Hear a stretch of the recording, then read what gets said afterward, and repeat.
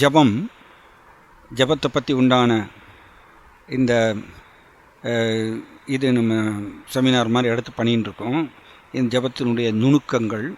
Okay, இதில் என்னென்னா, actually நாம் சைத்தன்ய சரித்தாமிரத்தில் படிக்கிறோம், கிருஷ்ணா சூரிய சமா மாயாஹாயா அந்தகாரா யாஹான் கிருஷ்ணா தாகான் நகி மாயார அதிகாரா. கிருஷ்ணா சூரியனுக்கு சமமானவர், மாயாக அந்தகாரா மாயா இருளுக்கு சமமானது, யாகான் கிருஷ்ணா தாகான் நகி மாயார் அதிகாரா. எங்கே கிருஷ்ணா இருக்காரோ அந்த இடத்துல மாயாவுடைய அதிகாரம் இருக்காது, மாயாவுடைய தாக்குதல் இருக்காது. ஸோ இப்படிங்கிறது நம்ம சைத்தன்ய சரித்தாமிர்தத்தில் படிக்கிறோம். அண்ட் நம்மளுடைய இங்கிலீஷ் பேக் டு காட் பார்த்திங்கன்னா, இங்கிலீஷ் பேக் டு காட் ஹெட்டில் இந்த ஃப்ரண்ட் பேஜில் இது தான் போட்டிருப்பாங்க. ஸோ இதில் என்ன அர்த்தம் நாங்கள் பாருங்கள், கிருஷ்ணா சூரிய சமா, எஸ் கிருஷ்ணா சூரியனுக்கு சமமானவர். அப்போ கிருஷ்ணா நாமத்திலும் இருக்கார், கிருஷ்ண நாமத்தில் இருக்கார். அப்போ நாம் நாமத்தை ஜபம் பண்ணும்பொழுது கிருஷ்ணா இருக்காருங்க. ஸோ பிரபுபாதர் என்ன சொல்கிறாருன்னா, இப்போ நரசிம்மதேவ் பிரகலாத் மகாராஜாவை தன்னுடைய தாமரை கைகள்னால் பிரகலாத் மகாராஜாவுக்கு வைத்து ஆசீர்வாதம் செஞ்சார். தன்னுடைய கைகளை வைத்து ஹிரண்யகசிபு வதம் செஞ்சதுக்கப்புறம் பிரகலாத் மகாராஜா நரசிம்மதேவரை நோக்கி பலவிதமான பிரார்த்தனைகள் மனமுருகி செய்கிறார். அந்த பிரார்த்தனைகளை கேட்ட உடனே நரசிம்மதேவர் ரொம்ப சந்தோஷம் அடைந்து திருப்தி அடைந்து பிரகலாத் மகாராஜோட தலையில் தன்னுடைய தாமரை கைகளை வைத்து ஆசீர்வாதம் செய்கிறார். பிரபுபாதர் ஒரு சொற்பொழிவில் இதை சொல்கிறாரு, பிரகலாத் மகாராஜாவை எப்படி நரசிம்மதேவ் தன்னோட தாமரை கைகளில் தலைமையில் வச்சு ஆசீர்வாதம் செஞ்சாரோ அதே மாதிரியாக நாம் ஹரே கிருஷ்ணா ஜபம் செய்யும் பொழுது கிருஷ்ணர் நம்மளுடைய தலையில் கை வைத்து ஆசீர்வாதம் செய்கிறார். ரெண்டு சமம் தான், ரெண்டு ஒன்று தான் அப்படி சொல்கிறார் பிரபுபாதர் ஒரு சொற்பொழிவில் அப்படி சொல்கிறார். ஸோ நம்ம புரிஞ்சுக்கணும், நமக்கு கிடைச்சிருக்கிறது எவ்வளோ பெரிய ஒரு அற்புதமான ஒரு வாய்ப்பு அப்படிங்கிறது நம்ம புரிஞ்சுக்கணும். நம்ம ஹரே கிருஷ்ண மகாமந்திர ஜபம் பண்ணுறது சும்மா ஒரு சாதாரண ஒரு ஜோக் இல்லை. ஏன்னா பிரபுபாதர் என்ன சொல்கிறாரு, எக்ஸாக்டாக நரசிம்மதேவர் பிரகலாத் மகாராஜாவுடைய தலையில் தாமரை கைகளை வச்சு ஆசீர்வாதம் பண்ண மாதிரியே தான் நம்ம ஹரே கிருஷ்ண ஜபம் பண்ணும்பொழுது கிருஷ்ணர் நம்மளோட தலையில் கை வைத்து ஆசீர்வாதம் பண்ணுறாரு. அதே தான், ரெண்டுத்தினுடைய எஃபெக்டும் ஒரே தான் அப்படின்னார். ஆனால் நமக்கு ஏன் அது நடக்க மாட்டேங்கிறது அப்படிங்கிறது ஒரு கேள்வி. நம்மளும் தான் டெய்லி ஹரே கிருஷ்ணா ஜபம் பண்ணுறோம், 16 மாலைகள் ஜபம் பண்ணுறோம். ஒரு இடத்துல நான் படித்தேன், ஹரே கிருஷ்ண மகாமந்திரத்தை ஜபம் செய்தால், சோழின சச்சினந்தன சுவாமி மகாராஜ் ரொம்ப அழகாக சொல்கிறார், ஜபம் செய்தால் அவருக்கு குதூகலம் வரணுமாம் உள்ள. நம்ம 16 மாலைகள் ஜபம் செய்தோம்னா உள்ள ஒரு விதமான குதூகலம் ஆனந்தம் வரணும் அப்படின்னு சொல்கிறார். அப்போ இந்த ஆனந்தம் வரலை அப்படின்னா அவர் என்ன சொல்கிறாருன்னா, ஹரே கிருஷ்ண மகாமந்திரம் கட்டாயம் அமிர்தம் போன்றது தான், அமிர்தம் தான், அதில் எந்த ஒரு டவுட்டும் கிடையாது, நெக்டர். ஆனால் நம்ம ஹரே கிருஷ்ண மகாமந்திரத்தை ஜபம் செய்தும் நம்மளுக்கு இந்த உன்னத குதூகலம் ஆனந்தம் நம்மளுக்கு உள்ள கிடைக்கல அப்படின்னா நாமத்தில் எந்த ஒரு குறையும் கிடையாது. நாமத்தில் எந்த ஒரு குறையும் கிடையாது. ஏன்னா நாமம் சூரியனுக்கு சமமானவர். சூரியன் இருந்தால் அந்த இடத்துல இருள் இருக்காது, இருள் இருக்க முடியாது. அது மாதிரி கிருஷ்ணர் இருந்தால் அந்த இடத்துல மாயாவுடைய தாக்குதல் இருக்க முடியாது. அப்போ பிரபுபாதரோட சொற்பொழிவு பிரகாரம் நம்ம கிருஷ்ணருடைய நாமத்தை சொல்லும்போது கிருஷ்ணா தலையில் கை வைத்து ஆசீர்வாதம் பண்ணுறான்னு சொல்லும்பொழுது எங்கே இருந்து நம்மளுக்கு மாயாவோட தாக்குதல் வரும்? ஆனால் நம்மளுக்கு வருகின்றதே ஏன் அப்படின்னு கேட்டிங்கன்னா, இந்த இடத்துல தான் நாம் ஜபம் செய்யும் பொழுது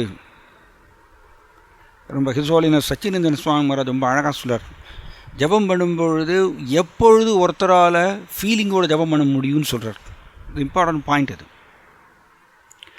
நாம் அகம் அண்ட் மமேதியை விட்டால் மட்டும்தான் ஜீவாத்மா ஃபீலிங்கோடு ஜபம் பண்ண முடியும்னு சொல்கிறார். இது கரெக்ட், ரொம்ப அருமையான பாயிண்ட் இது. நீங்கள் பத்ம புராணத்தில் எடுத்திருந்தீங்கன்னா அகம் மமாதி பரமோ நாம்னி சோபி அபராத கிருத், 10 குற்றங்களில் 10வது குற்றம் இதை தான் சொல்கிறார். அகம் மமாதி பரமோ நாம்னி சோபி அபராத கிருத். நீங்கள் பத்ம புராணத்தை எடுத்து பார்க்கலாம், 10 குற்றங்களுடைய ஸ்லோகம் இருக்குது. 10வது குற்றம் இதுதான். அதாவது நாம ஜபம் பண்ணும்பொழுது அகம் அமைதியில் இருந்து கொண்டு ஒருத்தர் நாம ஜபத்தை பண்ணும்பொழுது அது குற்றம்னு சொல்லப்பட்டிருக்கு. இதனால தான் சச்சினந்தன் மகாராஜ் என்ன சொல்கிறாருன்னா, நாம் ஜபம் குற்றங்கள் இல்லாமல் ஜபம் பண்ணணும்னா, குற்றங்கள் இல்லாமல் ஜபம் பண்ணினால் மட்டும்தான் கிருஷ்ணர் நம் தலையில் கை வைத்து ஆசீர்வாதம் பண்ணுற மாதிரியே ஆசீர்வாதம் செய்கின்றார். கிருஷ்ணர் நம்ம தலையில் கை வைத்து ஆசீர்வாதம் செய்தால் டெஃபினட்டாக நிச்சயமாக நம்மளுக்கு உன்னத குதூகலம் வரும். அப்போ நாம் ஹரே கிருஷ்ண மகாமந்திரம் டெய்லி 16 மாலைகள் ஜபம் செய்கிறோம். அப்போ நமக்கு உன்னத குதூகலம் வரமாட்டேங்கிறது அப்படின்னா கிருஷ்ணர் நம்ம தலையில் கை வைத்து நான் ஆசீர்வாதம் செய்யலாம். ஏன் அப்படின்னா நாம் இந்த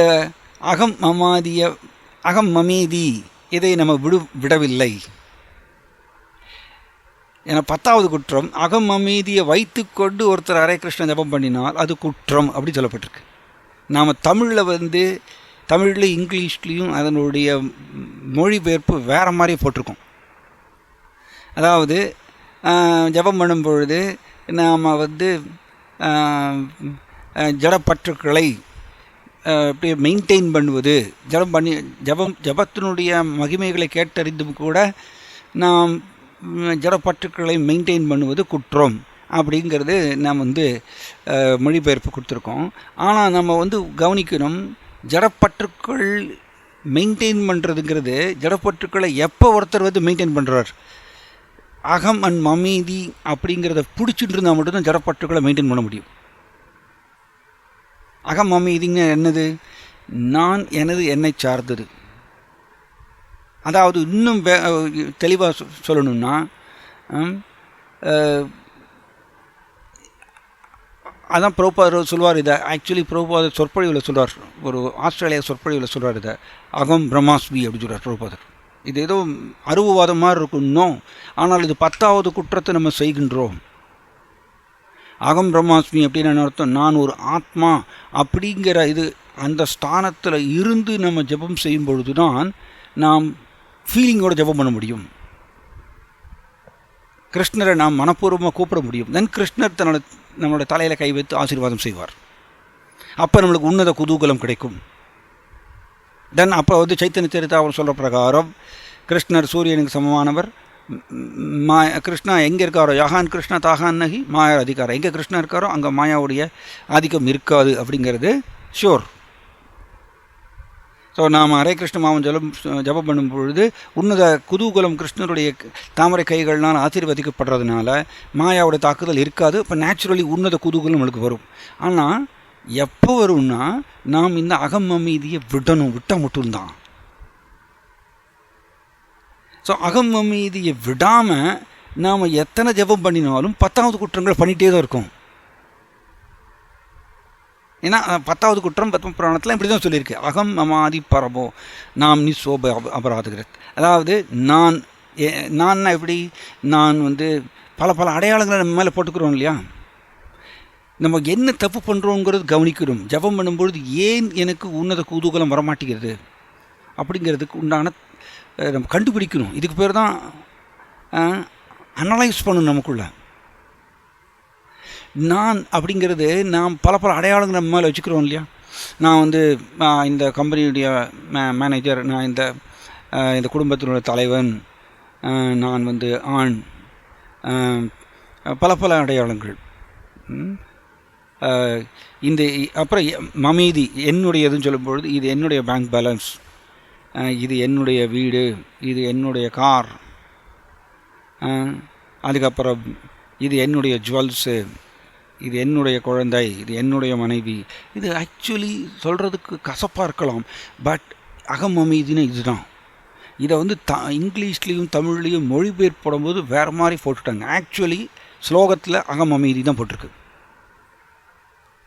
ஸோ இந்த அகம் அமைதியை விடாத வரைக்கும் நாம் எத்தனை ஜபம் பண்ணினாலும், ஆக்சுவலி சச்சினந்தன் மகாராஜ் ரொம்ப அழகாக சொல்கிறார், இந்த அகமமீதியை பிடித்து கொண்டு நம்ம ஹரே கிருஷ்ணா ஜபம் பண்ணினால் எத்தனை ஜபம் பண்ணாலும் எப்படி ஆகுறதாம்மா, இங்கே பாருங்கள், இந்த அகமமீதி இருக்கிற வரைக்கும் நமக்கு இந்த 6 ஓட்டைகள் வந்துடுதாம். ஹரே கிருஷ்ண மாமந்திரம் அமிர்தம் போன்றது. அதை பெறக்கூடிய பாத்திரம் நம்மளுடைய ஹிருதயம். எல்லாருக்கும் கிடைக்கிறது இந்த ஹரே கிருஷ்ண மாமந்திரம். சைத்தன்ய மகாபிரபுவோட கருணையினாலும் பிரபுபாதரோட கருணையினாலும் நமக்கு எல்லாருக்குமே கிடைக்கிறது. ஆனால் இதை பெறக்கூடிய பாத்திரம் வந்து நம்மளுடைய ஹிருதயம். ஆனால் இந்த பாத்திரத்தில் 6 ஓட்டைகள் வருது. காமம், கோபம், பேராசை, பொறாமை, பற்று, கர்வம், மயக்கம். இந்த 6 ஓட்டைகள் வருது. 6 ஓட்டைகள் நிரம்பிய ஒரு பாத்திரத்தை தான் நம்ம வச்சுருக்கோம். அதான் ஹிருதயம்.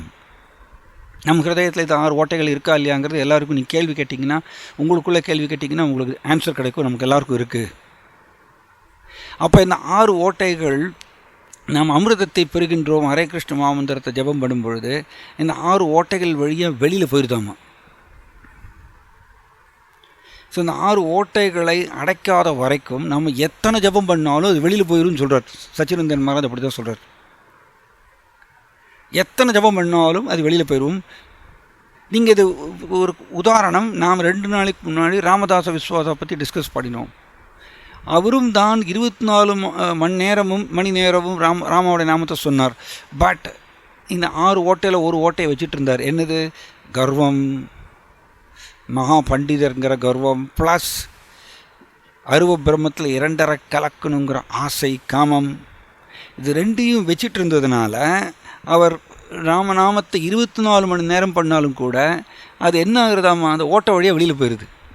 அப்போ அந்த உன்னத குதூகலம் நம்மளுக்கு கிடைக்காது. கிருஷ்ணருக்கு நோக்கி அன்பு செலுத்த வேண்டும், கிருஷ்ணரை நோக்கி நான் அன்பு தொண்டு செய்ய வேண்டும் அப்படிங்கிறது நம்மளுக்கு உதயமாகாது நம் ஹிருதயத்தில். ஏன்னா இந்த நெக்டர், இந்த அமிர்தம் ஓட்ட வழியாக வெளியில் போயிட்டே இருக்குது. அப்போ இந்த ஓட்டை எப்படி வருதுன்னா, இந்த அகமமீதினால தான் 6 ஓட்டைகள் வருது. நான் உடல்னு நினைக்கும் பொழுது இந்த 6 ஓட்டைகள் உடனே வந்துடும், ஷூராக வந்துடும்.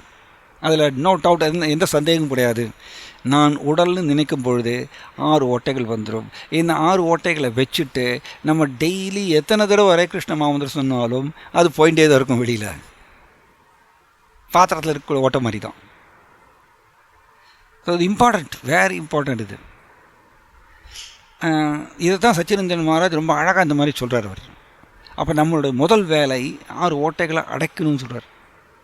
அதாவது இது என்னமோ நம்மளுக்கு தேவையில்லாத ஒரு சப்ஜெக்ட்னு நினைக்காதீங்க. நாம் பண்ணக்கூடிய நாமம் அதனுடைய முழு ஆன்மீக பலனும் நமக்கு உன்னத குதூகலம் நம்மளுக்கு கிடைக்கணும் அப்படின்னா இதை நம்ம செஞ்சாகணும். அந்த 6 ஓட்டைகளை அடைக்கிறதுக்குண்டான வேலையை செஞ்சாகணும். ஸோ அதான் அவர் சொல்கிறார். என்ன சொல்கிறாருன்னா, இதுக்கும் நாமத்துக்கும் நிறைய சம்மந்தம் இருக்குது. ஏன்னா நாம ஜபம் பண்ணினால், ஏன்னா ரூப கோஸ்வாமி என்ன சொல்கிறாரு, அப்படி எப்படி சொல்கிறார் பாருங்க. ரூப கோஸ்வாமி அப்படின்னு சொல்கிறார், கிருஷ்ணா அப்படிங்கிற 2 வார்த்தை என்னுடைய நாக்கில் வந்து உதயமாகும் பொழுது எனக்கு ஆயிரக்கணக்கான நாக்குகள் எனக்கு வேணும். அதனுடைய அமிர்தத்தை நான் சுவைக்கிறதுக்கு ஒரு நாக்கு பத்தாது, ஆயிரக்கணக்கான நாட்களுக்கு எனக்கு வேணும் அப்படின்னு சொன்னார் ரூப கோஸ்வாமி. சும்மா இது கற்பனையில் சொல்லலை, உண்மையிலேயே அவர் வந்து அவ்வளோ ஆனந்தத்தை பெறுகின்றார். அண்ட் மேலும் சொல்கிறார் ரூப கோஸ்வாமி, இது வந்து ரூப கோஸ்வாமி நாமாஷ்டகத்தில் இந்த மாதிரி சொல்கிறார், கிருஷ்ணா அப்படிங்கிற 2 எழுத்துக்கள், 2 வார்த்தைகள், இதை வந்து நான் கேட்கும் பொழுது இதனுடைய அமிர்தத்தை சுவைக்கிறதுக்கு எனக்கு ஆயிரக்கணக்கான காதுகள் எனக்கு வேணும் அப்படின்னு சொல்கிறார். இது என்ன சும்மா அப்படி கற்பனை பண்ணி சொல்கிறாரா ரூப கோஸ்வாமி? இன்னும் இதை உண்மையிலேயே அவர் வந்து டெஸ்ட் பண்ணுறார். அப்போ கிருஷ்ண சூரிய சமா, கிருஷ்ணனோட நாமம் எல்லாருக்கும் பொது தான், எல்லாருக்கும் பொது. ஏன்னா சூரியனுக்கு சமமானவர், நாமத்தில் கிருஷ்ணன் இருக்கார். அப்போ நமக்கு மட்டும் கிடைக்காம போயிடுமா? கிடைக்கும், கிடச்சிட்டு தான் இருக்குது. ஆனால் ஓட்டை அடைக்க மாட்டேங்கிறோம், நம்ம வெளியில் போயிட்டே இருக்குது. ஸோ ஓட்டையை அடைத்தால் நமக்கு கிடைக்கக்கூடிய நாமம் அமிர்தம், அதான் நாமாமிருதா அப்படின்னு சொல்கிறோம். நாமாமிருதா அப்படின்னு பிரபுபாதர் ஒரு ஒரு புஸ்தகமே இருக்க, நாம அமிர்தம். நாமம் வந்து அமிர்தம் போடுறது. இந்த நாமாமிர்தத்தை நாம் தக்க வைக்கணும். நம்மளோட ஹிருதயங்கிற பாத்திரத்தை தக்க வைக்கணும்னா ஓட்டை அடைச்சிட்டோன்னா நாம் பண்ணக்கூடிய நாமாமிர்தம் நம்ம பாத்திரத்தில் அப்படியே நிற்கும், ஹிருதயங்கிற பாத்திரத்தில் நிற்கும். அண்டு நாளைக்கு பண்ணும்போது எகெயின் இந்த நாமாமிர்தம் நம்ம பாத்திரத்தில் உயரும், அதனோட அளவு கூடும். இப்படி நம்மளுடைய பாத்திரத்தில் நாமாமிர்தம் வந்து கூடிகிட்டே போகும் பொழுது, அது ஃபில் ஆகும் பொழுது அந்த பக்தர் கிருஷ்ணனுடைய தர்ஷனம் அவருக்கு கிடைக்கும்னு சொல்கிறார். சச்சினந்தன் மகாராஜன் மாதிரி சொல்கிறார், கிருஷ்ணனுடைய தர்ஷனம் அவருக்கு கிடைக்குமாமா. எப்பொழுது அவருடைய ஹிருதயத்தில் நாமாமிர்தம் ஃபில் ஆகும் பொழுது, நிரம்பும் பொழுது. அதற்கு முக்கியம் என்ன? நம்ம ஓட்டை அடைக்கணும். அதனால் ஏதோ நம்ம சம்மந்தம் இல்லாத ஒரு சப்ஜெக்ட் நினைக்காதீங்க. அகம் அமைதிக்கும் நாம் செய்யக்கூடிய நாமத்துக்கும் பயங்கர கனெக்ஷன் இருக்குது. ஏன்னா பக்தி அப்படிங்கிறது நாரத பஞ்சராத்திராலேருந்து பிரபுபாதர் என்ன சொல்கிறாருன்னா, பாருங்கள், ரொம்ப அருமையான பாயிண்ட் இது. அதுக்கும் இந்த 10வது குற்றத்துக்கும் நிறைய தொடர்பு இருக்குது. நாரத பஞ்சராத்திரால பக்திக்கு உண்டான விளக்கத்துக்கும் நாம் ஜபம் பண்ணும்போது வரக்கூடிய குற்றத்தில் வரக்கூடிய 10வது குற்றத்துக்கும் ரெண்டுத்துக்கும் நிறைய நேரடி தொடர்பு இருக்குது. என்னது பாருங்க, நாரத பஞ்சராத்திரால என்ன சொல்லியிருக்கு? சர்வோபாதி வினிர்முக்தம் தத்பரத்வேர நிர்மலம் ரிஷிகேத சேவனம் பக்தி ருச்சதே. பக்தினா என்ன அப்படின்னு சொல்லிட்டார். அழகான விளக்கம். சைத்தன்ய ஸ்வரூப் பிரபு, ஹரே கிருஷ்ணா. ஹரே கிருஷ்ணா. சைத்தன்ய ஸ்வரூப் பிரபு,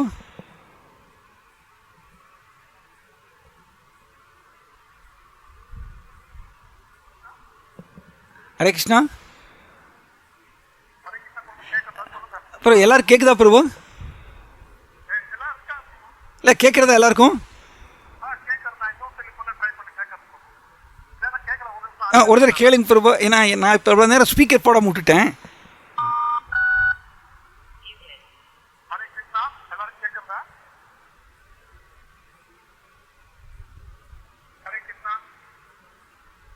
இல்லை மியூட் ஆகிருக்கு பிரபா.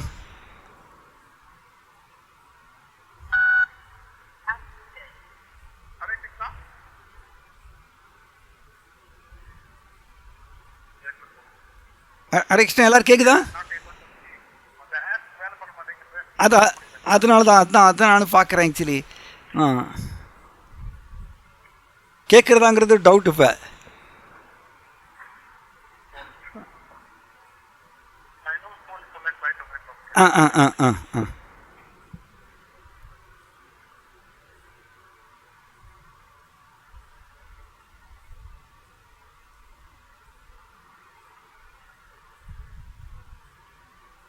ஹரே கிருஷ்ணா.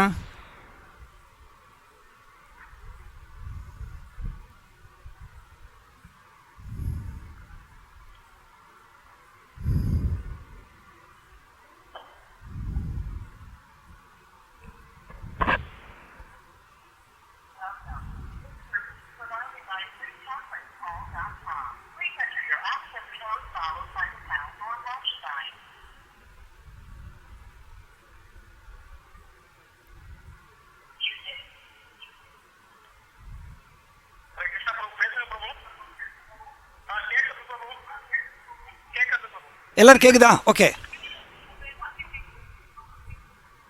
ஓகே. எல்லாரும் கேட்குதுல பிரபு? ஹரே கிருஷ்ணா. எல்லாரும் கேட்குதா பிரபு? சைத்தன்ய ஸ்வரூபம் கண்டினியூ பண்ணலாமா?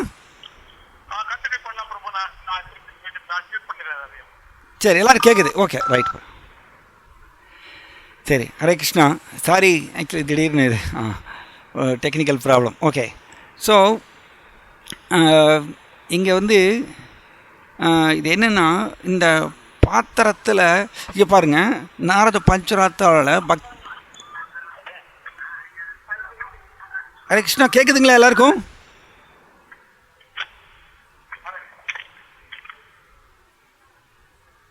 ஓகே, கண்டினியூ பண்ணுறேன் பிரபா.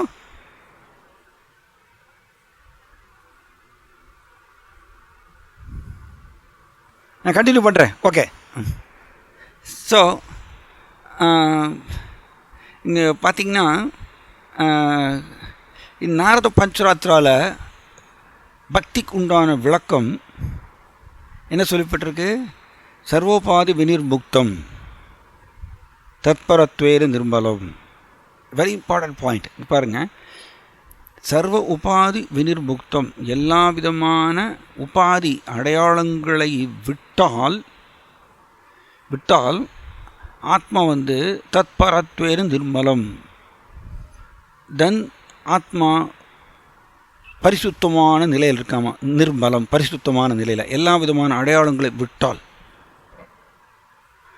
இந்த பரிசுத்தமான நிலையில் இருந்து தென் புலன்களை கிருஷ்ணனுடைய சேவையில் ஈடுபடுத்தினால் அதுக்கு பேர் பக்தி.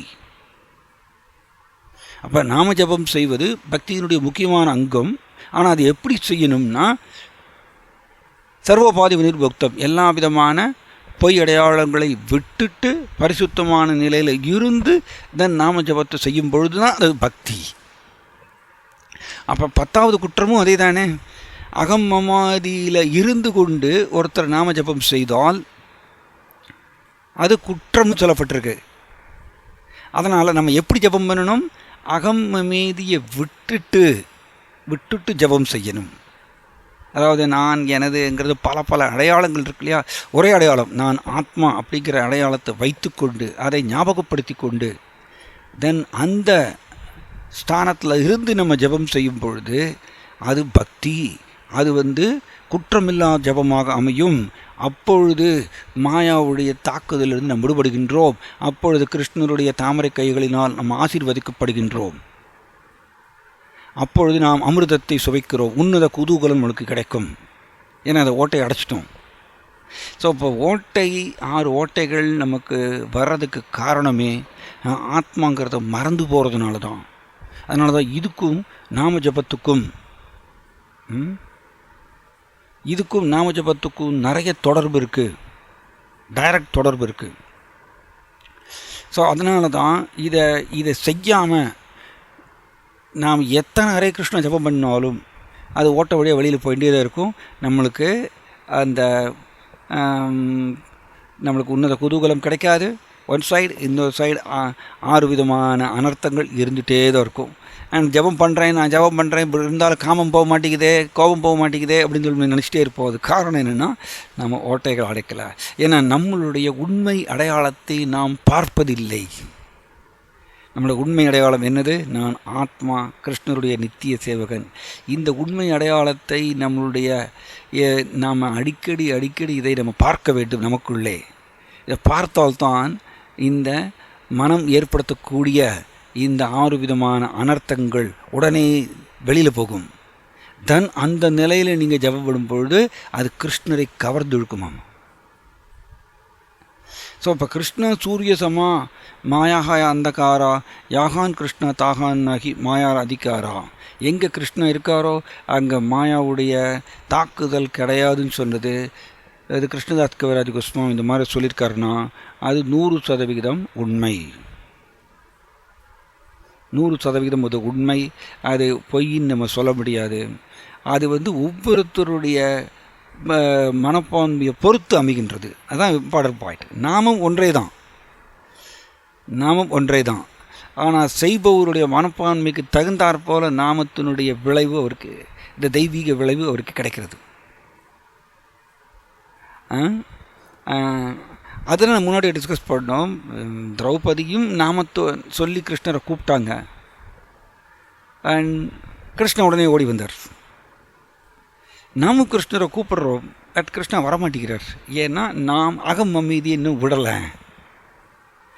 ரூப கோஸ்வாமி கிருஷ்ணாங்கிற வார்த்தையை சொன்னார், பட் உடனே அவருக்கு ஆனந்தத்தை, அன்லிமிட்டட் ஆனந்தத்தை அனுபவித்தார். நம்மளால் அது முடியல. ஏன்னா நம்ம அகம் அமைதியை விடவில்லை. இந்த பொய் அடையாளத்தை நம்ம விடவில்லை. அல்லது முக்கியமாக நம்மளுடைய உணர்வில் ஆத்மா கூடவே ஒட்டியிருக்கிறது என்னது? உணர்வு. இந்த உணர்வில் உடல்ங்கிற அடையாளத்தை நாம் விடவில்லை. நம்ம எத்தனை தடவை கேட்டாலும் நம்மளோட உணர்வில் என்ன படிஞ்சிருக்கு? உடல்ங்கிற உணர்வு தான் படிஞ்சிருக்கு. அது ஆழமாக இருக்குது. அண்ட் உடல் சார்ந்த பல விஷயங்கள் தான் நம்மளோட உணர்வில் படிஞ்சிருக்கு. அதை எடுக்காத வரைக்கும் நம்ம எத்தனை ஜபம் பண்ணாலும் அந்த அமிர்தம் வெளியில் போயிட்டே தான் இருக்குது. ஸோ வெரி வெரி இம்பார்ட்டண்ட் இது. அதனால தான் ஸ்லோகம் வந்து சைத்தன்ய சரித்தாமிர்தத்தில் ஒரு ஸ்லோகம் வருது, பகு ஜன்மகரே நாம சங்கீர்த்தனா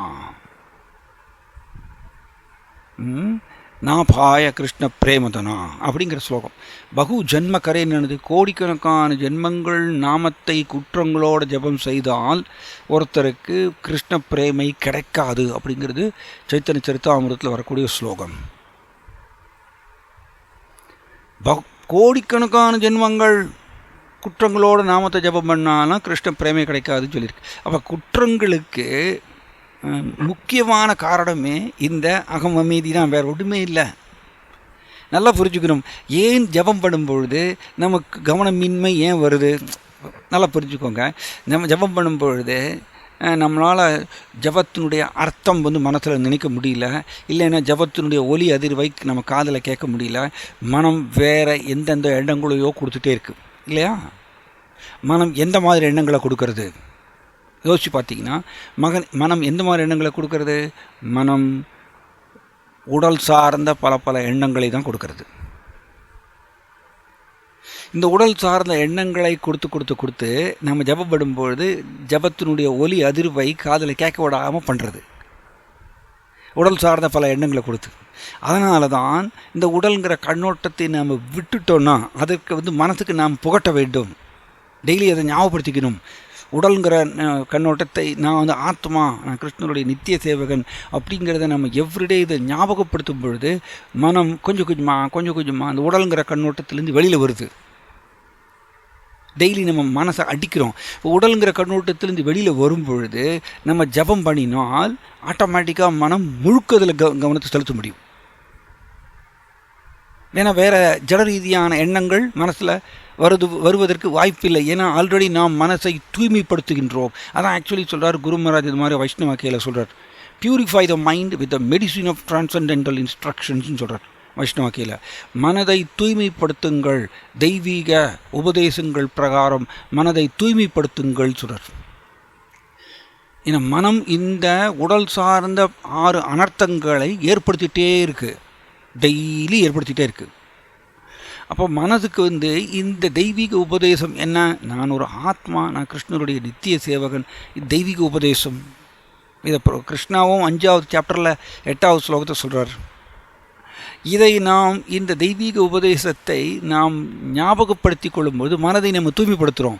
அப்படிப்பட்ட தூய்மை மனதில் நம்ம ஹரே கிருஷ்ண ஜபப்படும் பொழுது ஈஸியாக மனம் வந்து கிருஷ்ணனுடைய நாமத்தில் லயிக்கும், ஒலி அதிர்வில் லயிக்கும், இல்லைன்னா மந்திரத்தினுடைய அர்த்தத்தில் மனம் லயிக்கும். அப்பொழுது அது வந்து உங்களுக்கு ஜபம் பண்ணும் பொழுது நமக்கு ஜபத்தில் டேஸ்ட் வரும், அது கிருஷ்ணரை கவர்ந்து இருக்கும். ஏன்னா அது தூய ஜபம், அதுக்கு பேர் தான் சுத்த நாமம். அப்போ கவனம் இல்லாமல் ஜபம் பண்ணினால் நம்ம படிக்கிறோம் 10 குற்றங்களில் கடைசியில் என்ன சொல்கிறோம்? கவனம் இல்லாத ஜபம் வந்து எல்லா குற்றங்களுக்கு மூல காரணம் அப்படின்னு படிக்கிறோம். ஆனால் கவனம் இல்லாத ஜபம் ஏன் வருதுன்னா இதுதான் காரணம், அகம் அமைதி தான், அல்லது உடல்ங்கிற கண்ணோட்டம் தான். நானும் ஒரு ஜீவாத்மா, எனக்கு இந்த உலகத்துக்கு கூட எந்த தொடர்பும் கிடையாது, நான் நித்திய சேவகன், கிருஷ்ணனுடைய நித்திய சேவகன். இந்த ஒரு அடையாளம் இதை என்னோடய மனதுக்குள்ளே ஸ்ட்ராங்காக இருக்கும் பொழுது என் மனதுக்கு இந்த உலகம் சம்மந்தப்பட்ட எந்த எண்ணங்கள் வரும்? எந்த எண்ணமும் வர்றதுக்கு வாய்ப்பு இல்லை. ஏன் எனக்கு எந்த உலகத்துக்கு கூட எந்த தொடர்பும் கிடையாது. அதனால் நீங்கள் ஜபம் பண்ணும்போது அந்த டைமில் மனம் முழுக்க லயிக்கும் கிருஷ்ணனுடைய நாமத்தில். ஸோ இது எஃபர்ட். நம்மளுடைய பொய் அடையாளத்தை விளக்காமல் நம்ம ஜபம் பண்ணிகிட்டே இருந்தோம்னா 10வது குற்றத்தை பண்ணிகிட்டே இருக்கோம். 10வது குற்றத்தை மட்டும் பண்ணுறதில்ல, 10வது குற்றத்தை கீழே என்ன இருக்குது? கவனம் இல்லாமல் ஜபம் செய்வதும் எல்லா குற்றங்களும் மூல காரணம் அப்படின்னு படிக்கிறோம் இல்லையா? அதையும் சேர்ந்து செய்கிறோம். அதனால் இதை நம்ம எவ்ரிடே இது ஒர்க் பண்ணணும், ஞாபகப்படுத்திக் கொள்ளணும். அதான் பிரபுபாதர் பல இடங்களில் ஏன் திரும்ப நாம் ஆத்மா, நம்ம இந்த உடல் அல்ல, நம் கிருஷ்ணனுடைய நித்திய சேவகன்கிறது ஏன் திரும்ப பிரபுபாதர் ஏகப்பட்ட சொற்பொழிவுகளை சொல்கிறாருன்னா, இதை சரி பண்ணாமல், இதை சரி பண்ணாமல் நீங்கள் எத்தனை நாம ஜபம் பண்ணாலும் அது ஓட்ட வழியாக வெளியில் போயிட்டு தான் இருக்கும். ஸோ அது உடல் கண்ணோட்டத்தில் இருந்து செய்யக்கூடிய ஜபம், உடல் கண்ணோட்டத்தில் இருந்து செய்யக்கூடிய ஜபம் கலப்படம் உள்ளது தான். அது தூய்மையான பக்தின்னு சொல்ல முடியாது, அது சுத்த நாமம் சொல்ல முடியாது, அது கிருஷ்ணரை கவர்ந்து இழுக்காது. அதனால தான் கிருஷ்ணா சூரிய சமானா சுத்த நாமத்தை குறிக்கின்றது. கிருஷ்ணா சூரிய சமானம் எதை குறிக்கிறது? சுத்த நாமம் சூரியனை குறிக்கின்றது, சூரியன் போன்றது. சுத்த நாமம் நமக்குள்ளே எழுந்தால், நம் ஹிருதயத்தில் எழுந்தால் உடனடியாக மாயாவுடைய தாக்குதல் போயிடும். வெளியில் மாயாவுடைய 6 அனர்த்தங்கள் உடனே போயிடும். சுத்த நாமம் நமக்குள்ளே எழ வேண்டும்னா இதை விடணும், அகம் இதை விடரும். அதனால் இது ஒரு பெரிய சப்ஜெக்ட். இது நாம் பக்தி செய்வதற்கு, கிருஷ்ணரை நோக்கி ஃபீலிங்கோடு ஹரே கிருஷ்ணா ஜபம் பண்ணுறதுக்கு, இதுக்கு எல்லாத்துக்குமே இந்த யுக்தி என்னது? ஆத்மா எனக்கு உலகத்துக்கூட எந்த தொடர்பு கிடையாது, நான் நித்திய சேவகன், கிருஷ்ணருடைய நித்திய சேவகன். இதை நாம் மனதில் வைத்துக்கொண்டு ஜபம் பண்ணும்பொழுது ஃபீலிங்கோடு ஜபம் பண்ணலாம். இது இங்கே ட்ரை பண்ணி பார்க்கலாம். ஆக்சுவலி கிருஷ்ணா உடனே பரிமாற்றம் செய்வார். நாம் முயற்சி செய்தால் கிருஷ்ணா உடனே பரிமாற்றம் செய்வார். So this is one point. இந்த மாதிரிய ஜபம் நம்ம இந்த மாதிரிய சுத்த நாமத்தை ஜபம் பண்ணும் பொழுது அவருக்கு டேஸ்ட் வருமாமா, மேலும் மேலும் சொல்லணும்னு ஆசை வருமாமா. இப்போ நமக்கு ஏன் 16 மாலைகளோடு நிறுத்திக்கிறோம், மேலும் மேலும் சொல்லணும்னு நம்மளுக்கு ஆசை வரமாட்டேங்குதே. ஏன் அப்படின்னா சுத்த நாமம் இல்லை. நாம அபராதம், நாம பாஷம், சுத்த நாமம் 3 விதமான நிலை சொல்கிறார் ஹரிதாஸ் தாக்கூர் அருணாம சிந்தாமணியில் சொல்கிறார். 3 நிலைகள். நாம அபராதம்ங்கிறது 10 குற்றங்கள். 10 குற்றங்களில் நீங்கள் அதாவது 10 குற்றங்களில் பார்த்தீங்கன்னா, இப்போ 2வது குற்றம் பார்த்தீங்கன்னா என்னது? அதாவது கிருஷ்ணரை மற்ற தேவர்களுக்கு சமமாக கருதுவது, அல்லது மற்ற தேவர்கள் தன்னிச்சையாக இயங்கலாம் நினைப்பது, இதெல்லாம் குற்றம்னு சொல்கிறோம் இல்லையா? இது எல்லாமே நீங்கள் போக்கிடலாம். எப்படின்னா, நாம் தத்துவங்களை படிக்க கிருஷ்ணா எவ்வாறு பகவான் முழுமுதற் கடவுள், எப்படி தேவர்கள் எல்லோரும் கிருஷ்ணருடைய சேவகர்கள் அப்படிங்கிறது, இதெல்லாமே தத்துவங்களை சிஸ்டமேட்டிக்காக நம்ம படிக்கும் பொழுது இதெல்லாம் போயிடும். இந்த குற்றங்கள் எல்லாம் நிவர்த்தி செய்யலாம். ஆனால் கடைசியில் இந்த 10வது குற்றம் ரொம்ப டேஞ்சரஸ். அதை நம்ம விடாத வரைக்கும் மற்ற குற்றங்கள்லாம் திரும்ப வந்துடும். ஸோ அதனால தான் சுத்த நாமம், இதுக்கு பேர் நாம அபராதம் சொல்கிறோம். குற்றங்களோடு செய்யக்கூடிய ஜபம் நாம அபராதம்.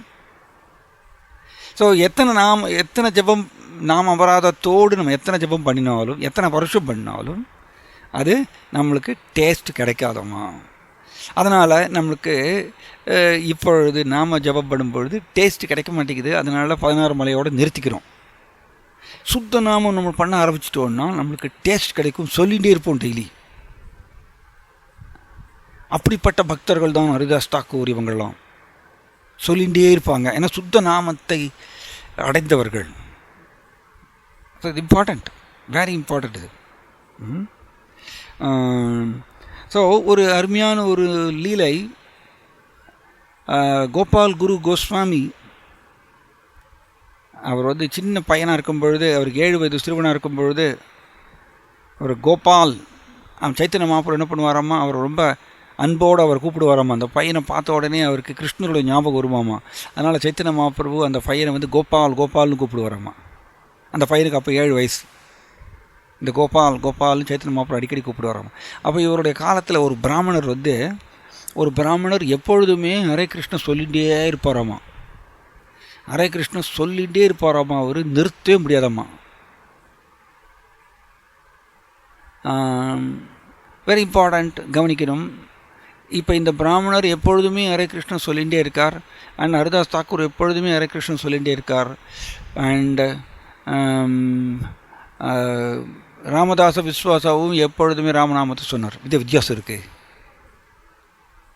ஹரிதாஸ் தாக்கூர் எப்பொழுதுமே ஹரே கிருஷ்ண மாமன் சொல்லிகிட்டே இருக்காருன்னா அவர் சுத்த நாமம் உதயமாயிருச்சு அவரோட ஹிருதயத்தில். அதனால் அவருக்கு டேஸ்ட்டு வந்து அவர் சொல்லிகிட்டே இருக்கார். பட் ராமதாச விஸ்வாசா ராமநாமத்தை 24 hours சொல்லிகிட்டே இருந்தார். ஏன்னா அவருக்கு அதில் டேஸ்டெல்லாம் வரல. பொய் அடையாளங்களை பிடிச்சிட்டே தான் அவர் பண்ணார். அதனால தான் சைத்தன்ய மகாபிரபு அவர் நிராகரித்தார். புரிஞ்சுக்கணும், நம்ம பொய் அடையாளத்தை விடாமல் எத்தனை ஜபம் பண்ணாலும் நம்ம கிருஷ்ணரை கவர்ந்து இழுக்க முடியாது, சைத்தன்ய மகாபிரபுவை கவர்ந்து இழுக்க முடியாது. சைத்தன்ய மகாபிரபு ரிஜெக்ட் பண்ணிட்டார் ராமதாச விஸ்வாசாவை. அவர் 24 hours பண்ணிகிட்டு இருந்தார்ல. நம்ம என்ன 24 hours பண்ணுறோமா? இல்லையே. 24 hours பண்ண அந்த ராமதாச விஸ்வாசாவையே சைத்தன்ய மகாபிரபு ரிஜெக்ட் பண்ணிட்டார். ஏன்னா அவர் இந்த பொய் அடையாளத்தை விடவில்லை. அதான் point. So this is important. இந்த பிராமணர் எப்பொழுதுமே ஹரே கிருஷ்ணா சொல்லிகிட்டே இருப்பாராம்மா. அவரால் நிறுத்தவே முடியாதம்மா. அப்போ அவர் டாய்லெட்டுக்குள்ளே போகும்பொழுது அவர் என்ன பண்ணுவாராம்மா, உதட கடிச்சு போகிறார் அந்த பிராமணர். ஏன்னா அவருக்கு டாய்லெட்லேயும் போனால் அங்கேயும் ஹரே கிருஷ்ணா உதட சொல்லிகிட்டே இருக்குமாம்மா. அவருக்கு அந்த மாதிரி ஒரு டேஸ்ட் வந்ததுனால அவருக்கு நிறுத்த முடியாதாம்மா. டாய்லெட்டுக்குள்ளே போனாலும் ஹரே கிருஷ்ணா சொல்லிகிட்டே இருக்கும் மனம், சாரி அவரோட வாய் சொல்லிகிட்டே இருக்குமாம்.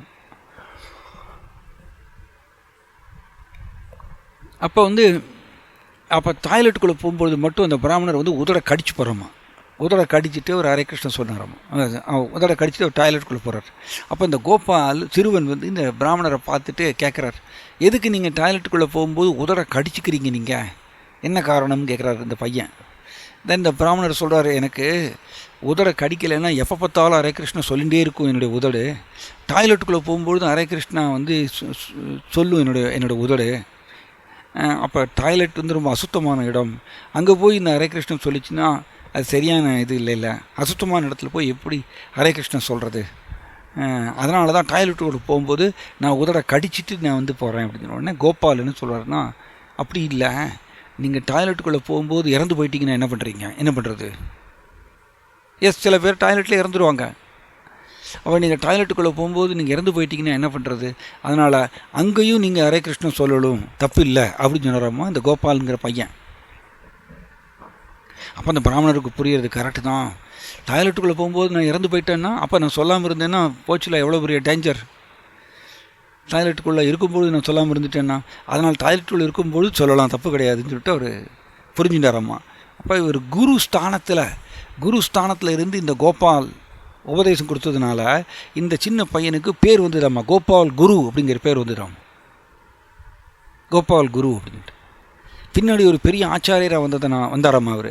அதனால் இவருக்கு டைட்டில் கோஸ்வாமிங்கிற டைட்டில் வந்துட்டாமா. அதனால் இவருக்கு பேர் கோபால் குரு கோஸ்வாமி. ஸோ இப்போ இவர் என்ன சொன்னார், ஈவன் டாய்லெட்டுக்குள்ளே இருக்கும் பொழுது கூட ஹரே கிருஷ்ணன் சொல்லணும். ஏன்னா ஹரே கிருஷ்ண மந்திரம் டாய்லெட்டில் இருக்கும்போது நம்ம இறந்து போயிட்டோன்னு என்ன பண்ணுறது, சொல்லாமல் போயிட்டோன்னா, அதனால் அப்பையும் சொல்லலாம்னு சொல்கிறாரு. அப்போ இந்த கோபால் குரு கோஸ்வாமி இந்த மாதிரி சொல்கிறாருன்னா என்ன அர்த்தம்னா, சுத்த நாமத்தை ஜபம் பண்ணவர்களுக்கு அந்த டேஸ்ட்டு கிடச்சிருச்சுன்னா அவங்களால் நிறுத்த முடியாது, சொல்லிகிட்டே இருப்பாங்க. அப்போ தான் அந்த ரூப கோஸ்வாமி சொன்ன மாதிரி அந்த உன்னத ஆனந்தத்தை பெற முடியும் உங்களால். ஸோ இதனால தான் நம்ம நாமே ருச்சின்னு சொல்கிறோம். பக்தருடைய லட்சணம்னா நாமே ருச்சி, நாமத்தை ருசிப்பவர் அப்படின்னு. ஒரு பக்தருடைய உண்மையான லட்சணம் நாமத்தை ருசிப்பவர்.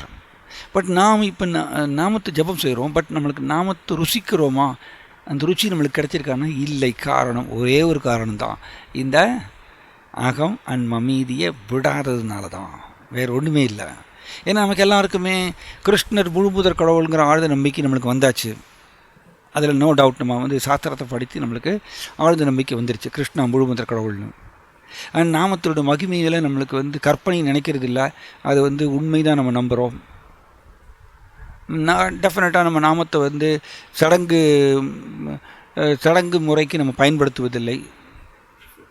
சடங்கு முறையை சொல்லி அதில் வரக்கூடிய பலனுக்கோசரம் நம்ம நாமத்தை பயன்படுத்துறதில்லை. நம்ம அதெல்லாம் வந்து கரெக்டாக தான் நம்ம பண்ணுறோம். சாஸ்திரங்களை நம்ம நிந்திக்கிறது கிடையாது. ஆனால் ஒரே ஒரு குற்றம், அந்த 10வது குற்றம். அந்த 10வது குற்றத்துலேருந்து மற்ற குற்றங்கள் எல்லாம் வந்துடுது. ஸோ இதுதான் நாம் நம்மளுக்கு இந்த உன்னத குதூகலம் கிடைக்காததுக்கு காரணம் இதுதான். ஸோ கோபாலகுரு கோஸ்வாமி இப்படி அவர் சொல்கிறார். அதனால தான் நாம் ஸ்ரீல ரூப கோஸ்வாமி உபதேசாமிருதத்தில் 7வது ஸ்லோகத்தை என்ன சொல்கிறார்? சியாத் கிருஷ்ண நாமா சரிதாதி சிதாபி அவித்யா பிட்டோபதப்த ரசனஸ்ய நரோச்சிகானு கிந்துவாதிராத் அனுதினம் கலு சைவ ஜுஷ்டா ஸ்வாத் விக்ரமாத் பவதி தத் கதமூலஹந்திரி. இதனுடைய அர்த்தம் என்ன அப்படின்னா, சாத் கிருஷ்ணநாமம் சரிதாதி சிதாபி அவித்யா பிட்டோபதப்த ரசனஸ்ய நரோச்சிகானு. எஸ், எப்படி ஒரு மஞ்சள் காமாலை வந்த நபருக்கு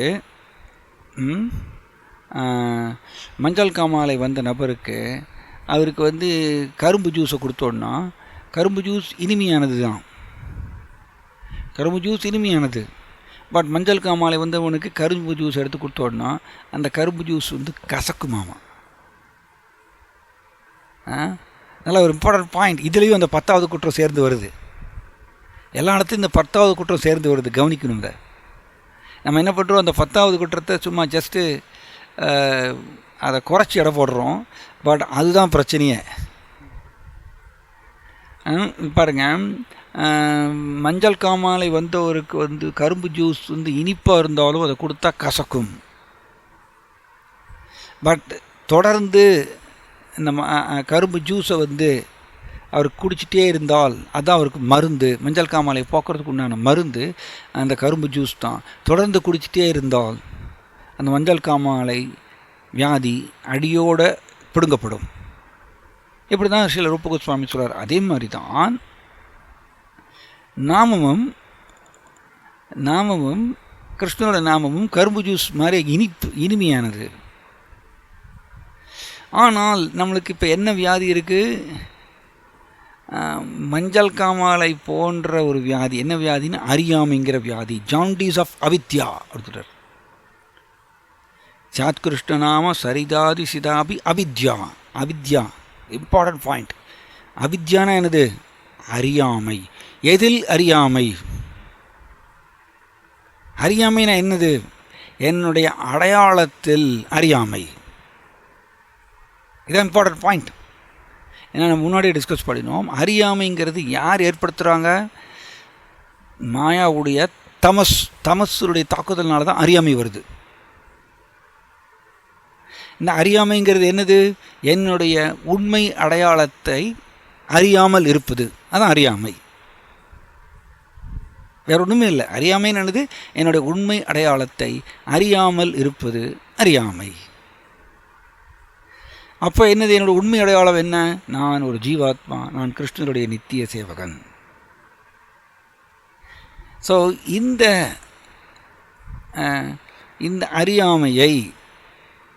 இந்த அறியாமைங்கிற மஞ்சள் காமாலை,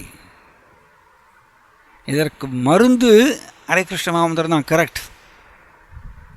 ஆனால் சில ரூப கோஸ்வாமி நம்மளுக்கு பக்தி ரசாமிரதத்தில் எப்படி எழுதியிருக்கார்? குற்றங்களை களைய வேண்டும் சொல்கிறார். குற்றங்களோடையே நம்ம ஜெபம் பண்ணிகிட்டே இருக்க முடியாது. ஆரம்ப காலத்தில் ஓகே, புதுசாக வந்த பக்தருக்கு நாம் அபராதம் பண்ணுவார். பட் நாளடைவில் நாம அபராதத்தை விட வேண்டும். நாம பாஷா எப்படி பாருங்கள். நாம பாஷா ரொம்ப அழகாக சொல்கிறார். காலையில் சூரிய உதயம் 6 மணிக்கு சூரிய உதயம் ஆன உடனே இப்போ இருக்கக்கூடிய இருள் உடனே ஓடி போயிடும். பட் சூரிய உதயம் ஆன உடனே ஜஸ்ட்டு நைட்டுடைய இருள் போயிடுது, அந்த வெளிச்சம் வருது. ஆனால் சூரியனும் மேலே உதயம் ஆகலை. சூரியன் ஜஸ்ட் அப்போ தான் 6 மணிக்கு இதாகிருக்கார். உடனே நைட்டுடைய இருள் போயிடுது. ஆனால் 8 மணிக்கு 9 மணிக்கு சூரியன் எப்படி இருக்கார்? 8 மணிக்கு 9 மணிக்கு சூரியன் ரொம்ப ஜொலிக்கிறார், தக்க தக்க தக்க தக்க தக்கன்னு. அதான் நாம பாஷம்னு சொல்கிறார். நாமபாஷம் நாமபாஷா நம்மளுடைய ஹிருதயத்தில் உதயம் ஆயிடுச்சுன்னா, அதாவது நாம அபராதம் குற்றங்கள் களையும் நிலை, குற்றங்கள் களையும் நிலை இது உதயமாகும் பொழுது, இந்த மாதிரி ஜபம் நம் ஹிருதயத்தில் உதயமாகும் பொழுதே அறியாமைங்கிற இருள் போயிடுதாம்மா. இம்பார்ட்டன்ட் பாயிண்ட் இது. அறியாமைன்னா என்னன்னு சொல்கிறோம் நம்ம, என்னுடைய அடையாளத்தில் என்னை உண்மை அடையாளத்தை அறியாமல் இருப்பது அறியாமை. இந்த அறியாமை போயிருமாம். அப்படின்னா என்ன அர்த்தம்? அவரோட உண்மை அடையாளத்தில் அவர் நிலை பெறுவார். இதை நாம பாஷா அப்படின்னு சொல்கிறோம். நாம பாஷானா இதுதான். நாம பாஷான்னா இம்மீடியட்டாக அவருக்கு அது ஆக்சுவலி சொல்லப்பட்டிருக்கதான். நாம பாஷான்னா அவருக்கு நாம சுத்த நாமம் கிருஷ்ணர் மேலே பிரேமையாமா. ஆனால் நாம பாஷம் துளியூண்டு உதயமாகும் பொழுதே அவருக்கு பிறப்பு இறப்பு சக்கரத்தில் விடுதலை அது கிடைக்கிறதாம், முக்தி அப்படின்னு சொல்கிறார். ஆனால் நம்மளுடைய நோக்கம் முக்தி இல்லை. பட் நாம அபராதத்திலிருந்து டைரக்டாக சுத்த நாமத்துக்கு போக முடியாது, நாம பாஷை தாண்டி தான் போக முடியும். கவனிக்கணும். பட் நாம அபராதத்தை நம்ம விட்டாகணும். நாம அபராதத்தில் 10வது குற்றத்தை விட்டாகணும், அகம் அமைதி. இதை விட்டால் தான் நம்ம நாம பாஷாவுக்கு போக முடியும். நாம பாஷாவுக்கு ஒருத்தர் போயாச்சுன்னா அங்கேருந்து ஈஸியாக சுத்த நாமத்துக்கு பெறலாம். ஏன்னா நாம பாஷாவில் அபராதங்கள் கிடையாது. ஏன்னா அபராதங்கள் களையும் நிலைக்கு பேர், அதுக்கு பேர் தான் நாம பாஷா. அபராதங்கள் களையும் நிலை, அபராதங்கள் கிடையாதுங்க. 10 குற்றங்கள் சொல்கிறோம் இல்லையா, அது கிடையாது நாம பாஷாவில். அது இப்போ உடனே சூரியன் 6 மணிக்கு சூரியன் உதயம் ஆன உடனே எப்படி இருட்டு வெளியில் போயிடுதோ, இருட்டு காணாமல் போயிடுதோ, வெளிச்சம் வருது. அதே மாதிரியே ஹிருதயத்தில் இருக்கக்கூடிய இந்த உண்மை அடையாளத்தை அறியாமல் இருப்பது அப்படிங்கிற அந்த அறியாமை உடனே போயிடுமாம். அப்போ உண்மை அடையாளத்தில் லைத்திருக்க முடியும். அதனால தான் நம்ம நேற்று 2-3 நாளைக்கு முன்னாடி படித்தோம், சுத்தநாமம் ஆக்சுவலி சுத்தநாமம்தான் சத்துர்ச்சேடைக மந்திரம். 6 விதமான எதிரிகளை போக்கும் அப்படிங்கிறது சுத்த நாமத்தை குறிக்கிறது. அகைன் நம்ம சுத்த நாமத்தை பண்ணுறதுக்கு முன்னாடி நாம அபராதத்தை களையணும், விடணும். அப்போ தான் சுத்த நாமத்துக்கு போக முடியும். அப்போ திரும்பவும் அதே தான் வருது. நாம அபராதத்தை களையணும்னா 10வது குற்றம் அகம் அமைதியை விடணும். விட்டால் தான் நாம் நாம அபராதத்தை விட முடியும், சுத்த நாமத்துக்கு உயர முடியும். ஸோ இது இம்பார்ட்டண்ட். இதை நம்ம இந்த சீக்ரெட்டை நம்ம புரிஞ்சுக்கணும். ஸோ சரிதாதி சிதாபி அவித்யா. ஸோ நாமம் கிருஷ்ணனோட நாமமும் கரும்பு போன்று இனிக்கக்கூடிய இனிமையானது, ரொம்ப ஸ்வீட். ஆனால் எனக்கு இப்பொழுது கசக்குகின்றது. ஏன்? மஞ்சள் காமாலைக்கு வந்த நபருக்கு கரும்பு ஜூஸு கசக்குமாமா. அது மாதிரியே கிருஷ்ணருடைய நாமம் இனிமையானது. ரூபகோஸ்வாமி அதை டேஸ்ட் பண்ணுறாரு. ஆனால் எனக்கு அறியாமைங்கிற வியாதி இருக்குது. அதாவது என்னுடைய அடையாளத்தில் மயக்கம். இந்த அடையாளத்தில் மயக்கம் அப்படிங்கிற அந்த அறியாமை எனக்கு உள்ளே இருக்கிறதுனால கிருஷ்ணருடைய நாமம் எனக்கு கசக்கிறது. ஜபம் பண்ணும்பொழுது எனக்கு தூக்கம் வருது, போரும் சீக்கிரம் நிறுத்திடலாம் அப்படின்னு தோணுது நம்மளுக்கு எல்லாருக்கும். அதனால தான் இதை விட்டுட்டோன்னா தன் அவரால் சொல்லிகிட்டே இருக்க முடியும். பட் மெடிசின் என்ன? இந்த அறியாமைங்கிற வியாதியை போக்குறதுக்கு மெடிசின் இதுதான். நம்ம எது? மேலும் மேலும் ஜபம்தான். அனுதினம் கலு சைவ ஜுஷ்டா.